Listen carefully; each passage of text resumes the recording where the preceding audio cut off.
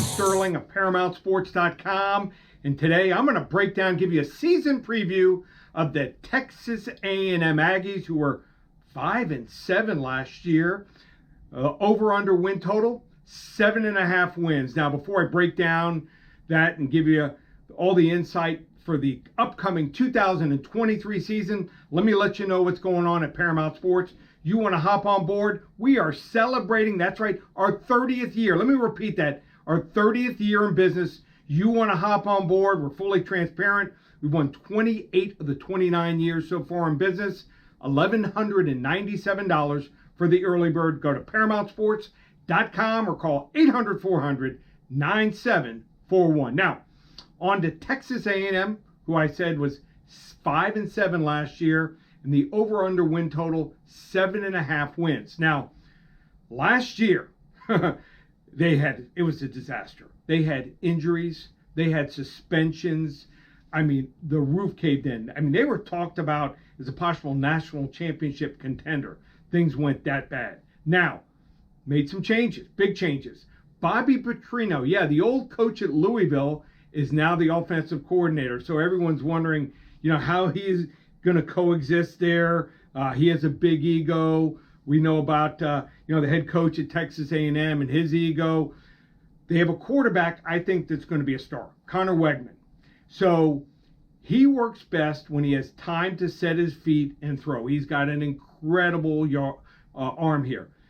If teams are able to get pressure on him, they're going to have trouble throwing the football. But you give him time, the offensive line, which was beset with injuries, and I said suspensions, they should be much improved over last year. So that's the game plan. They like to throw the ball down the field with Wegman. Wide receiver Evan Stewart, I believe, is a superstar. Number one, watch him. And Anais Smith, been around for a while now. I think he's got to have a big year. He does it all from the slot, wide out, also return punts. He needs to step it up to where he was 2 years ago. The offensive line, like I said, should be improved, but they got to run the football. They're not going to have Devin Achane. Achane moved on to the Miami Dolphins. So I think it's more important to have a good offensive line. You can interchange a couple different backs there and we'll be okay. But I think this is going to be more of a throwing team this year. Defensive line and linebackers underperformed last year. They allowed a whopping 208 yards per game running the football. With those injuries and suspensions, it really hurt the continuity there. So I think they'll be much improved. They did, though, have the number one pass defense in the country, allowed only 156 yards per game, which is incredible because they only had 19 sacks on the season. I expect them to have 30 to 35 sacks. I expect them to probably only allow 175, 180 yards per game passing. Special teams, stellar. Texas A&M, they're going to have to be really good again this year, kicking field goals and punting. But the schedule is tough here.